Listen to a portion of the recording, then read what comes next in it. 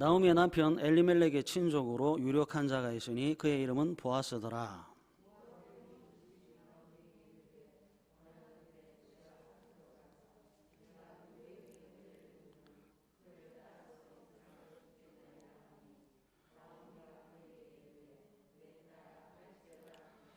룻이 가서 베는 자를 따라 밭에서 이삭을 줍는데 우연히 엘리멜렉의 친족 보아스에게 속한 밭에 이르렀더라.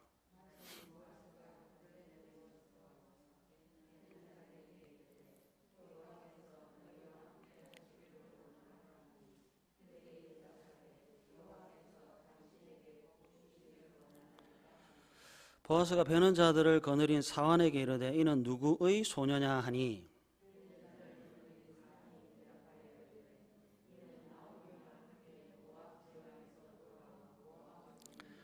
그의 말이 나로 베는 자를 따라 단 사이에서 이삭을 줍게 하소서 하였고 아침부터 와서는 잠시 집에서 쉰 외에 지금까지 계속하는 중이냐이다.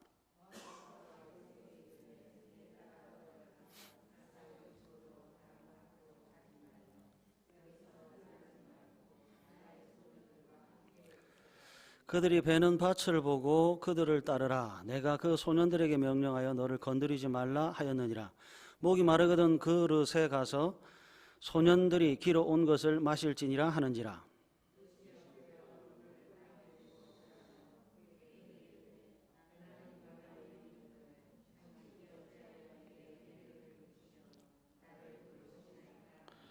보아스가 그에게 대답하여 이르되 내 남편이 죽은 후로 내가 시어머니에게 행한 모든 것과 내 부모와 고국을 떠나 전에 알지 못하던 백성에게로 온 일이 내게 분명히 알려졌느니라.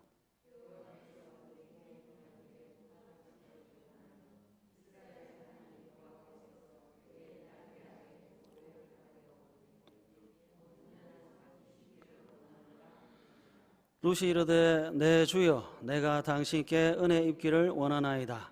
나는 당신의 하녀 중의 하나와도 같지 못하오나 당신이 이 하녀를 위로하시고 마음을 기쁘게 하는 말씀을 하셨나이다 하니라. 아멘. 이삭 줍기를 하는 이 룻의 모습을 보며 어느 목사님이 이런 표현을 하셨어요. 우리는 원하지 않은 시대, 원하지 않는 사회에 던져집니다. 아무도 부모를 골라서 태어나지 못하고 누구도 시대나 나라를 선택해서 태어나지 못했습니다. 우리의 선택 없이 외모와 성격이 정해졌고 가족과 나라가 정해졌습니다. 그래서 너도 나도 억울해합니다. 인류 역사 내내 누구나 억울해했습니다. 공감이 되시는지 잘 모르겠습니다. 우리 중 누구도 부모님을 선택할 수 없었습니다. 만약 우리가 부모를 선택할 수 있었다면 지금의 부모님을 또다시 선택하시겠어요? 만약 우리가 나라와 민족을 선택할 수 있었다면 지금의 대한민국을 선택하시겠어요? 우리에게 시대와 민족과 부모를 선택할 수 있다면 그때도 오늘 지금 현 시대를 그리고 현재의 내 가족을 선택하시겠습니까? 어떠세요? 웃으시는 분이 없으시는 것 보니까 아니다 하는 것 같은데요. 중학교 다니는 아이가 자신의 엄마에게 악다구니를 써요. 왜 나를 낳으셨냐? 엄마를 향해 왜 나를 낳았습니까? 악다구를 쓰는 거죠. 불만족스럽다는 겁니다. 그러니까 그 아이의 엄마가 나도 내가 태어날지 몰랐다는 거죠. 피차 마찬가지입니다. 우리는 선택할 수 없는 것들로 둘러싸인 곳에서 살아가죠. 그래서 중요한 것이 뭔가 불만과 원망으로는 아무것도 변하지 않는다는 겁니다. 불평이라고 하는 것과 한탄이라고 하는 것으로 그 무엇도 변하게 할 수 없다는 거죠. 왜를 아무리 외쳐도 여기 가슴에 만족이라고 하는 것이 생겨나지 않아요. 왜를 아무리 따지고 목소리를 높여도 여기 가슴에 기쁨이라고 하는 것과 감사라고 하는 것이 생겨나지를 않습니다. 원망과 불평을 향해서 아무리 눈을 흘기고 씩씩거려도 내가 원하는 그림이 그려지지를 않아요. 씩씩거리고 한숨을 쉬고 또 내쉴수록 나만 힘들고 나만 피곤합니다. 그 힘으로입니다. 불평할 힘, 원망할 힘, 씩씩거리고 손가락질 할 수 있는 그 힘의 방향을 이제 바꾸셔야 돼요. 자꾸 억지로 왜라고 하는 것에 답을 찾는 것이 아니라 지금 현재 여기에서 어떻게 살 것인가의 답을 가져야 여기 가슴에 만족이라고 하는 게 생겨요. 싸움닭까지 자꾸 왜라고 하는 것을 찾아가지고 싸워야 여기 기쁨에 생기는 것이 아니라 그 힘을 방향을 바꿔서 왜가 아니라 어떻게 살 것인가 라고 하는 것을 여기에서 찾으셔야 만족이 생깁니다. 오늘 본문을 잘 표시해 놓으시고요. 이사야 53장으로 한번 가보겠습니다. 이사야 53장 구약성경 1032페이지입니다. 구약성경 1032페이지 이사야 53장 1절, 2절, 3절.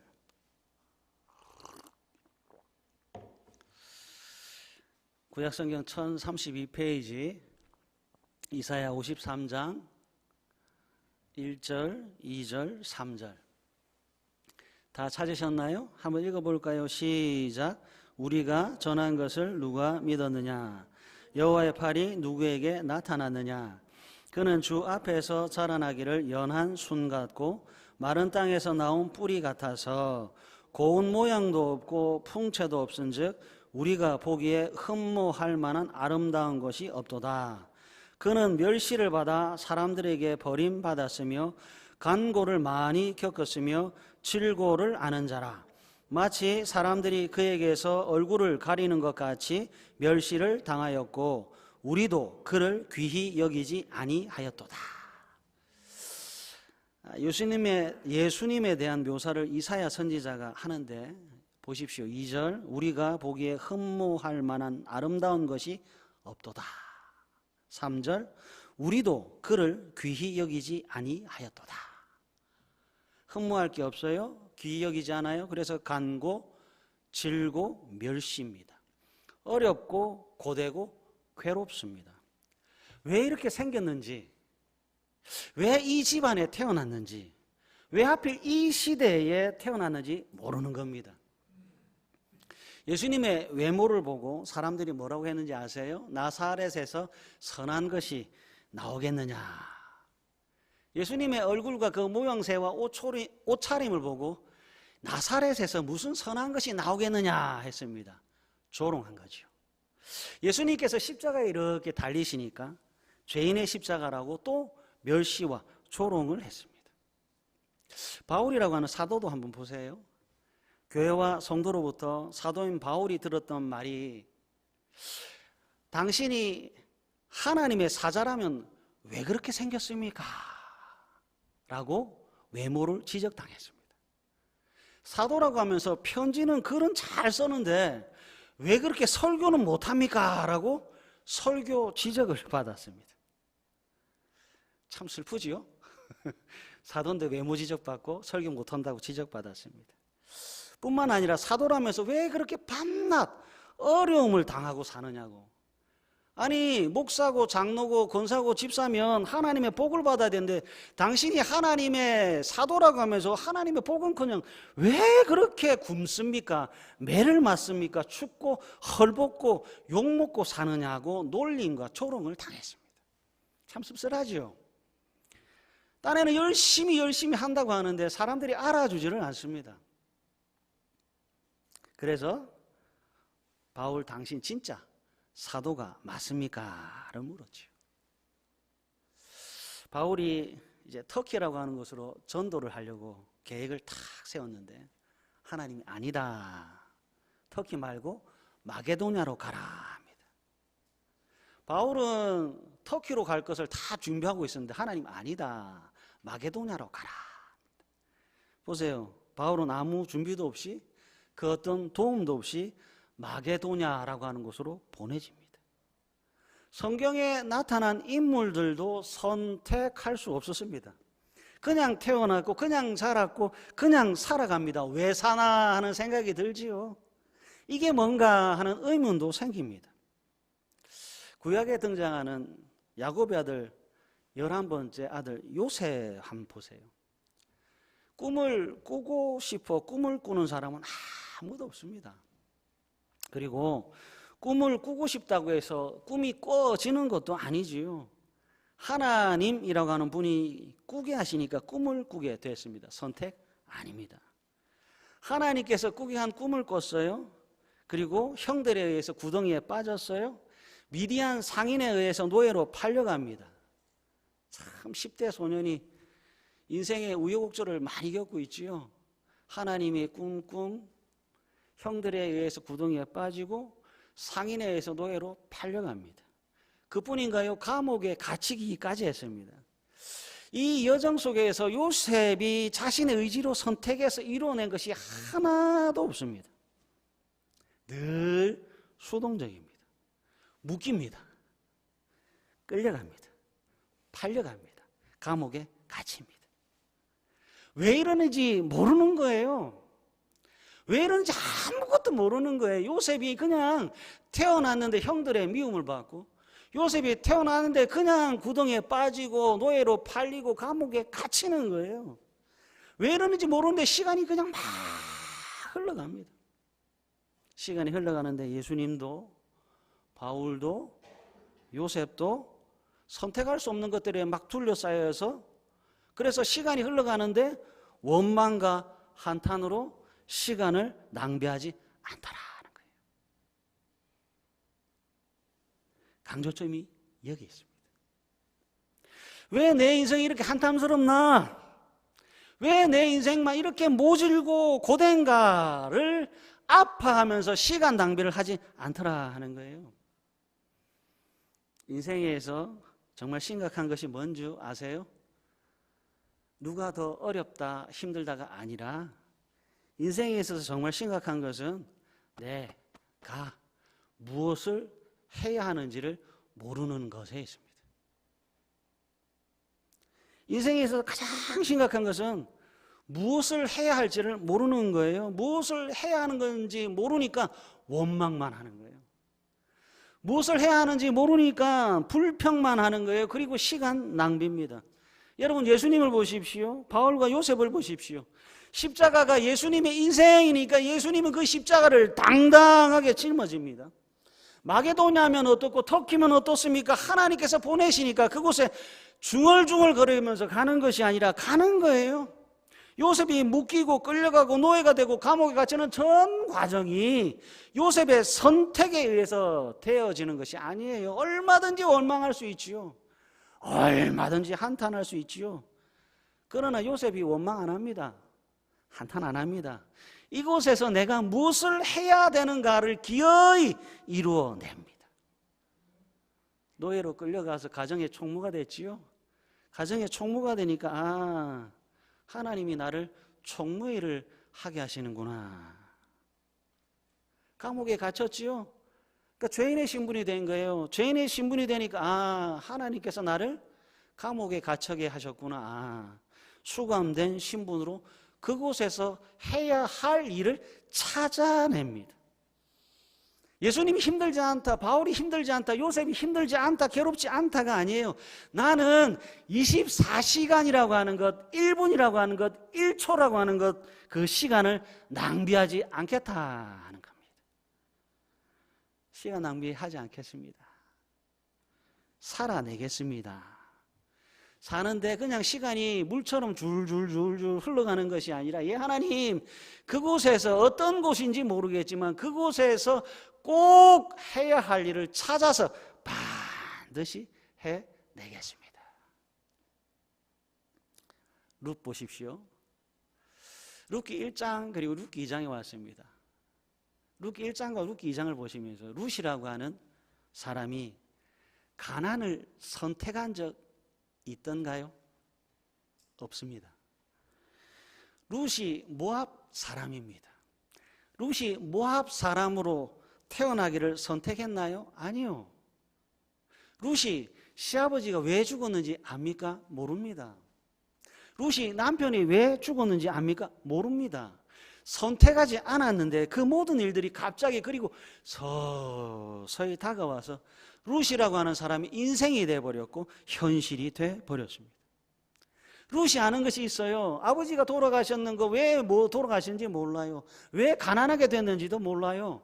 왜 나는 모압에서 태어났는지 몰라요. 룻이 아는 딱 한 가지는 뭐냐면 지금 베들레헴에서 내가 무엇을 해야 하는가 한 가지만 딱 아는 겁니다. 룻기 2장 2절 한번 보세요. 룻기 2장 2절 모압 여인 룻이 나오미에게 이르되 원하건대 내가 밭으로 가서 내가 누구에게 은혜를 입으면 그를 따라서 이삭을 줍겠나이다 하니 나오미가 그에게 이르되 내 따라 갈지어다 하매. 왜라고 하는 답은 몰라요. 어떻게 살 것인가 라고 하는 답을 찾았지요. 그 답이 뭡니까? 예, 이삭을 줍겠습니다. 남의 밭에 가서 이삭을 줍는 행위가 모르겠어요. 자랑스러운 일은 아닌 것 같습니다. 그러나 해야 할 일임에는 틀림이 없습니다. 추수를 하다가 떨어진 이삭, 주인의 배려로 남겨진 이삭을 주어 살아가는 이 과정이 모르겠어요. 그렇게 썩 행복해 보이지는 않습니다. 이삭을 줍는 것 보잘것없어 보여요. 이삭을 줍는 것 하찮게 보여요. 이삭을 줍는 것 자존심이 상하고 창피하고 괴로워 보입니다. 그러나 룻이 해야 할 일입니다. 여러분 잘 보십시오. 룻이 모압에서 베들레헴에 탁 왔습니다. 베들레헴에 와서 룻이 해야 할 일을 찾았는데 그 일이 대단하지 않고 자랑스럽지 않습니다. 하찮고 보잘것없고 자존심 상하고 창피하고 괴롭습니다. 그러나 해야 할 일임에 틀림이 없습니다. 룻기 1장 16절 어머니께서 가시는 곳에 나도 가고 어머니께서 머무시는 곳에 나도 머물겠습니다. 이어서 17절 어머니께서 죽으시는 곳에 나도 죽어 거기 묻히겠습니다 라고 하는 믿음의 고백을 했습니다. 그래서 뭐 하지요? 지금은 이삭을 주어야 합니다. 밭에 가운데 있는 이삭이 아니라 귀퉁이에 있는 이삭입니다. 이삭 줍는 것이 비록 폼나지 않아요. 하찮아요. 보잘것없어요. 창피해요. 빈정이 상해요. 그러나 룻이 여기 가슴에 있는 믿음, 룻이 여기 가슴에 있는 사랑으로 해야 할 일이나 해내야 합니다. 룻이 해야 할 일 누가 대신 해줄 수 있습니까? 없습니다. 그리고 룻이 해야 할 이 일이 언제까지 해야 할지 아무도 모릅니다. 그래서 믿음에는 기다림이 필요합니다. 믿음에 기다림이 필요합니다. 마태복음 25장에 주인이 종들에게 1달란트, 2달란트, 5달란트를 주고 떠납니다. 떠나는데 주인이 몇 월 며칠까지 오겠다라고 하는 기약 없이 떠납니다. 중요한 것이 뭐지요? 주인이 언제인지는 모르지만 반드시 돌아온다는 것에 있습니다. 돌아와서 뭐 하지요? 세물합니다. 세물에서 뭐 합니까? 상 줄 사람을 상 주고 벌 줄 사람은 벌을 줍니다. 그러니까 믿음이라고 하는 것은 뭐냐? 주인이 돌아올 때까지 행하는 겁니다. 믿음은 기다리는 건데 언제까지 하는가? 주인이 돌아올 때까지 하는 겁니다. 주인이 언제 돌아올지 모릅니다. 그러나 돌아옵니다. 반드시 돌아옵니다. 반드시 돌아와서 셈을 합니다. 누구에게 상을 줄지 누구에게 벌을 줄지 그래서 기다려야 합니다. 룻기 2장 8절 한번 보십시오. 룻기 2장 8절 보아스가 룻에게 이르되 내 딸아 들으라 합니다. 여러분 아무것도 아닌 구절같이 보이지만 저는 참 감동이 돼요. 밭의 주인이 이삭을 줍는 사람의 이름을 먼저 불렀습니다. 주인이 종을 압니다. 종이 주인을 향하여 보아스여 한 것이 아니라 보아스가 룻의 이름을 먼저 불렀습니다. 종이 주인의 이름을 먼저 부른 것이 아니라 주인이 먼저 종의 이름을 불렀습니다. 그 다음 또 보십시오. 10절, 11절, 12절 룻이 엎드려 얼굴을 땅에 대고 절하며 그에게 이르되 나는 이방 여인이거늘. 가만히 보세요. 당신이 어찌하여 내게 은혜를 베푸시며 나를 돌보시나이까 하니. 11절 다 같이 한번 읽었으면 좋겠습니다. 11절 시작. 보아스가 그에게 대답하여 이르되 내 남편이 죽은 후로 내가 시어머니에게 행한 모든 것과 내 부모와 고국을 떠나 전에 알지 못하던 백성에게로 온 일이 내게 분명히 알려졌느니라. 12절 시작. 여호와께서 내가 행한 일에 보답하시기를 원하며 이스라엘의 하나님 여호와께서 그의 날개 아래에 보호를 받으러 온 내게 온전한 상 주시기를 원하노라 하는지라. 아멘. 11절 내가 시어머니에게 행한 모든 것들이 내게 분명히 알려졌다 합니다. 밭의 주인인 보아스가 룻이라고 하는 사람의 이름을 알 뿐만 아니라 룻이 어떻게 살아가고 있는지를 잘 알고 있습니다. 보아스가 룻에 대해서 듣고 있습니다. 보아스가 룻을 유심히 살펴보고 있습니다. 보아스가 룻에 대해서 듣고 있고 보고 있듯이 하늘 아버지께서 믿음의 각 사람의 행위를 감찰하고 계세요. 그러니까 여러분 어떤 자리에 있느냐, 무슨 대단한 일을 계획했느냐가 아니라 지금 해야 할 일을 했느냐가 중요하지요. 룻이 할 일은 마땅히 해야 할 일이었지 특별하고 대단한 일이 아니었습니다. 보아스가 룻의 말을 압니다. 보아스가 룻의 행위를 압니다. 하나님께서 저의 말을 압니다. 하나님께서 여러분들의 행동을 압니다. 보아스가 룻이 어떤 마음으로 이삭을 줍고 있는지 알듯이 하나님께서 이 땅을 살아가는 우리의 말과 행동을 잘 알고 계십니다. 보아스가 룻을 알아줍니다. 그게 참 기뻐요. 혼자서 쓸쓸하게 밭 내 기퉁이에 떨어져 있는 이삭을 줍는 것이 쓸쓸하고 외로운데 이 쓸쓸하고 외로운 일이 아무도 모르는 것이 아니라 그 밭의 주인인 보아스가 알아줍니다. 그리고 뭐라고 하지요? 하나님께서 당신에게 온전한 상 주시기를 원하노라.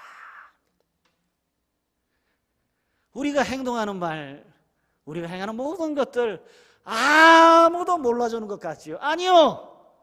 하늘 아버지께서 알고 계세요. 누가복음 16장으로 한번 가볼까요? 누가복음 16장 10절입니다. 신약성경 122페이지입니다.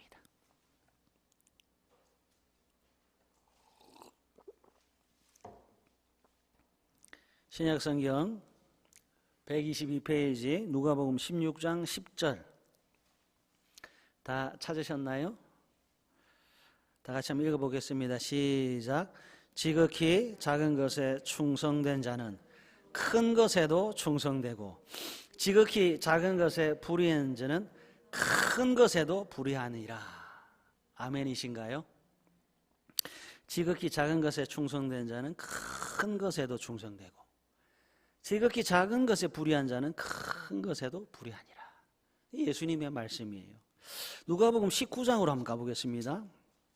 누가복음 19장 16절과 17절입니다. 누가복음 19장 16절 17절.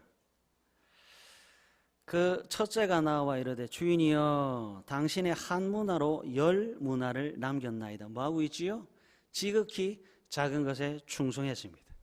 17절 주인이 이르되 잘하였다 착한 종이여. 다 같이 읽겠습니다. 시작.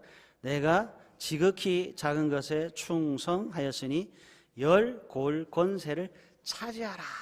아멘. 하나님의 일이 있고 사람의 일이 있습니다. 하나님의 일을 사람이 대신해 줄 수 없고 사람이 해야 할 일을 하나님께서 대신해 주지 않습니다. 사람은 지극히 작은 것에 충성을 하고 하나님은 지극히 작은 충성에 큰 권세와 복을 준비하고 계시네요. 일하지 않는 자, 지극히 작은 것에 충성하지 않은 자에게 주어지는 하나님의 복, 하나님의 상급은 없습니다. 하나님은 이른 비와 늦은 비를 통해서 베들레헴의 흉년 가뭄을 끝이 나게 하셨지요. 나오미와 룻은 그 하나님의 계획로 돌아왔습니다. 하나님은 보아스를 준비해 놓으셨고 룻은 믿음으로 보아스의 밭에서 이삭을 주어야 합니다. 룻이 지극히 작은 충성을 하고 있습니다. 그리고 이 충성은 누가복음 19장에 따르면 열골 권세를 주시고자 하는 하나님의 작정이었습니다. 쓸쓸하게 아무도 모르는 곳에서 어머니하고 살아야겠다. 믿음으로 살아야겠다. 그래서 밭에서 이삭을 주었더니 이 지극히 작은 충성이 하늘 아버지께서 보셨고 그 보신 것은 열골 권세를 주시고자 한 상의 발걸음이 됐습니다. 최악에서 최선과 최고를 만들어내시는 하나님이 계시지요. 참 우리는 언제나 급합니다. 자꾸 우물에 달려가서 숭늉을 달라고 합니다. 우리는 언제나 급합니다. 자꾸 죽겠다 노력을 합니다. 그러나 쉽게 죽지 않습니다. 왜 그렇지요? 하나님이 우리를 살라고 하셨거든요. 탕자가 아버지를 떠났지요. 다 잃어버렸습니다. 룻도 다 잃어버렸습니다. 살 길이 뭔가 아버지께로 돌아오는 것밖에 없었습니다. 아버지, 그때 아버지는 탕자를 외면하지 않으셨지요. 그때 하늘 아버지는 룻에게 상급을 준비해 놓으셨지요. 사랑하는 우리 다대교회 가족 여러분, 하나님은 일하고 계세요. 하나님은 자기 백성을 돌보고 계세요. 하나님은 돌보고 계실 뿐만 아니라 우리에게 지극히 작은 충성을 요구하시고 그 지극히 작은 충성 앞에 열골이라고 하는 큰 권세와 상급을 준비해 놓고 계세요. 인간이 언제 아름다운지 아세요? 인간이 인간다울 때 가장 아름답습니다. 사람이 언제 가장 아름다운지 아세요? 하나님을 사랑할 때, 이웃을 내 몸과 같이 사랑할 때. 할 수 없는 것 하지 마시고 지금 우리가 해야 하는 것을 찾아내십시오. 저는 기도의 자리가 비어가는 게 참 가슴이 아파요. 저는 예배의 자리가 비어가는 것이 가슴이 아파요. 기도라고 하는 지극히 작은 충성이 하늘의 내 상급인데 예배라고 하는 지극히 작은 충성이 내 상급인데 왜 멀어져 가는지 모르겠어요. 여러분들의 삶의 현장에서 이삭을 주십시오. 그래서 하나님께서 베풀으시는 영광의 상급의 그 날을 기다리면서 믿음으로 지극히 작은 일에 충성하는 복되고 복된 우리 다대교회 모든 가족들 되시기를 간절히 바랍니다.